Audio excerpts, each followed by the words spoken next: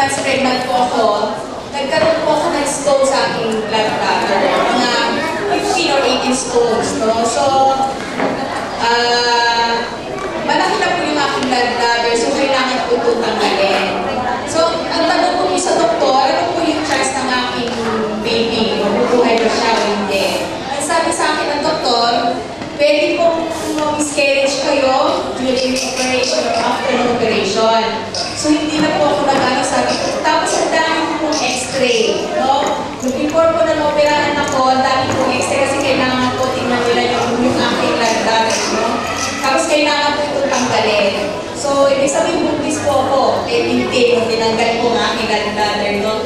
Tapos, hindi po ako nagpapa-ultrasound. Isa po ako sa mga, baka mag-disappoint na naman ako, baka lalaki na naman po, no? So, hindi po ako nagpapa-ultrasound. Kailang 5 months nagpa-ultrasound po ako, hindi po ako nagpapa-ultrasound. Hanggang sa dumating hanggang pinipilit po yung aking doktor na normal delivery po ako. Ayaw po ng aking doktor kasi doon po sa aking major operation, no? Sabi niya, cesarean ka, hindi ko pwede mag-normal.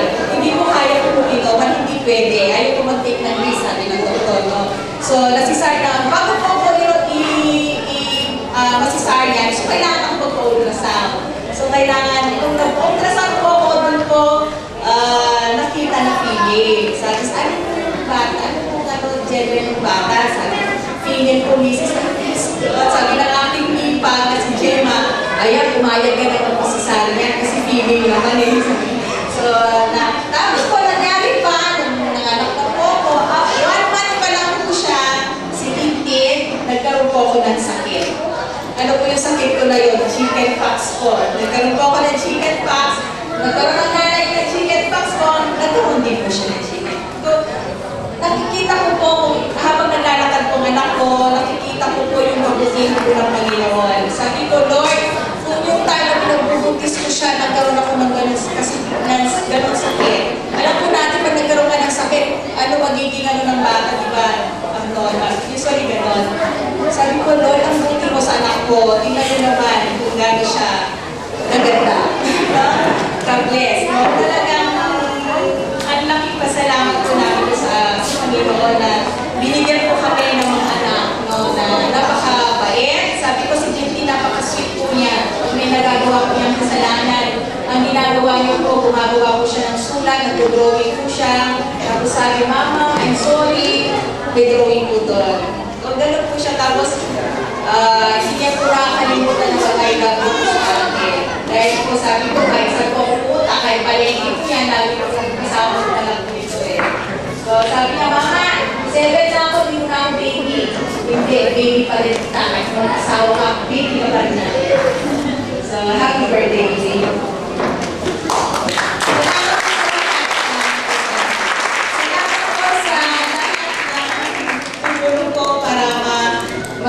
Organize ko itong party na to.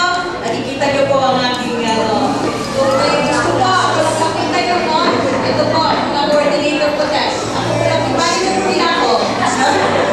Nakikita niyo naman, dalawa po ang nag-video coverage yan, GMA sa kay ABS-CBN.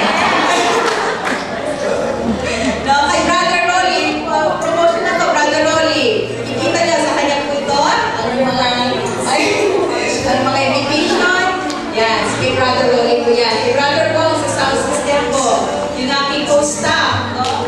Kay Tita po ang aking, kaya nagluto po, kasama po sila Mami, sila Tita Merna po. Salamat po sa lahat na dumaki po sa birthday ng aking anak. Salamat po, maraming po salamat. Ang tatawagin natin na magbibigay ng message para kay Tintin ay ang kanyang loving Lolo Daddy. Surprise!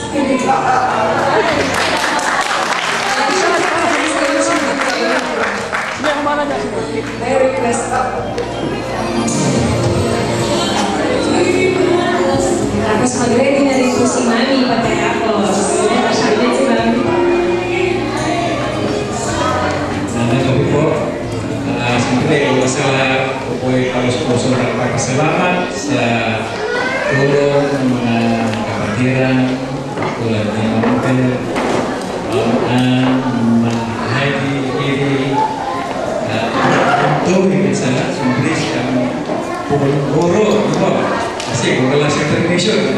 bibigyan. Kaya, at salamat din sa mga tungkulong pa na hindi ko nakita. At ang inyong pagdalo dito, na kahit na may ginagawa ko kayo siguro narito kayo na narito po kayo na manood o mag-isa sa celebration na ito. Nasabi na lahat ni Janet yung gusto ko sana sabihin kahit na surprise alam ko parang gusto niya akong pagsalita ganun nga po isang electrical TV nga po ito tulad ng sinabi ni Janet ang dinadagdag ko po ay hindi lang po mabait ang ginapanggit ng kanyang mama na siya marunong ng manalangin siya naglilin ng panalangin sa pagkain doon siya natutog ng manalangin. Kaya dito ay hindi lang sa harap ng pagkain, kundi siyempre pagkabata, natutulong lumapit sa Panginoon ay doon ang umpisa ang kanya kung ano yung galaw pa sa panalangin. Tulad ng ating panalangin, ano? Kaya, ano pa ba ang dapat ko sabihin? Ayun, hindi lang nanalangin ko ito. Despite things na dumaan sa kanya, nung siya bata pa ka, ay ito, matalino. Lumawas na, hindi nagkamatalino sa patutundo. Matalino rin sila, kaya may mas matalino siya. Hindi ko na siya nasabihin na paborito mo siya, paborito mo lang ang apo mo. Kaya masasabi ko lang, happy birthday, at happy joyous, blessed birthday. Kaya salamat. Naman po natin si Lola Mami na magbibigay po ng message para kay Tintin. At pagkatapos po ay magpa-pray na rin po for the food. Dalawa yung assignment. Dalawa assignment pa rin. Mayroon ako assignment. Hello, baby. Ako lahat ng mga pupuman. Kasi yung mga babae, mga tatlo lang silang mga babae na mga pupo. At ako'y nagagalak sa Tintin kasi lumanap ko siya ng may katakot sa Diyos. Lahat ng kanyang mga natutunan ako sa paaralan, kasi sa loob ng kanilang tahanan, ay hindi gagawin na isasagawa ko ng bata. At alam ko na patuloy na gagawin siya ng pagkakas sa kanyang pagdating. Maraming salamat kasi nandun ako parati sa ating pagod kami ang magawa ako kami naman dali. Ganyan ko ako padiligay ko sa mga ako. Gusto ko ibigay ko yung pinaka-best para sa kanila. At para makakala ng anak ko pag mga keso yung favorito namin, lahat ko sila. Lalo sila, mahal na namin sila. At gutom na tayo no? Wala na. May masasabi, ano?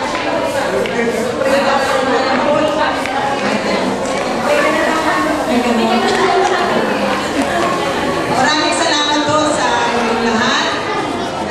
I really thank God for making all this occasion possible.